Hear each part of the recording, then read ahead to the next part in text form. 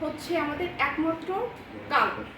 আমার এই একমাত্র ভাইকে হত্যা করে আমাদের এই জায়গা জমি লুটপাট করার জন্য, গ্রাস করার জন্য এই কিছু মুষ্টিমেয় লোকজন, যারা বিএনপির নামধারী থানা ইউনিয়নের সভাপতি মনিরুল খান এবং এর লোকজন উঠে পড়ে লেগেছে।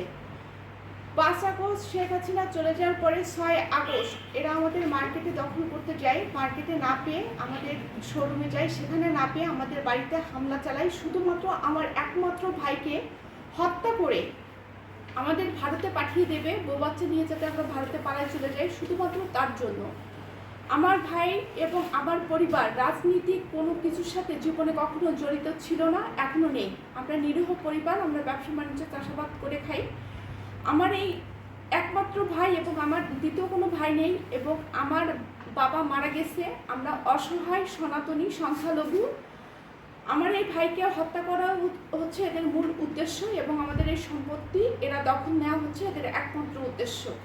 তো আমরা সাংবাদিক সম্মেলন করতে আসছি দেশ ও জনগণের এবং সরকারের প্রতি এবং তার যে প্রতি প্রশাসনের প্রতি আমার আকুল নিবেদন যে আমার ভাইয়ের জীবন আমি ভিক্ষা চাই।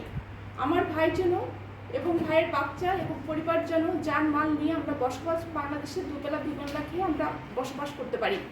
তো আপনারা সবাই আমাদের এগিয়ে আসুন। এই জায়গা জমি খতিয়ান, পর্চা, খাজনা সব কিছু আমাদের।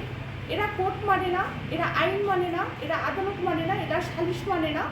যখনই থানার ওসি এবং ইউনো চেঞ্জ হয় তখনই এরা এই জায়গার উপরে আবার গাইড জোরে এরা দখলদারি করে।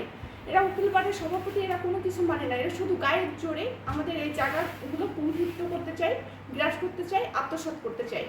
আমরা আপনাদের সাংবাদিক ভাইদের মাধ্যমে আমরা এটা সারা বাংলাদেশে আমরা ছড়িয়ে দিতে চাই যে আমরা নির্যাতিত পরিবার, আমাদের পাশে আসেন, আমাদের রক্ষা করেন। আমাদের জীবন এবং জানমাল নিয়ে আমরা সংকটে আছি, যে কোনো মুহূর্তে আমাদের খুন এবং গুম করে ফেলতে পারি। এখন বর্তমানে সব থেকে সহজ হচ্ছে মানুষকে মেরে ফেলা।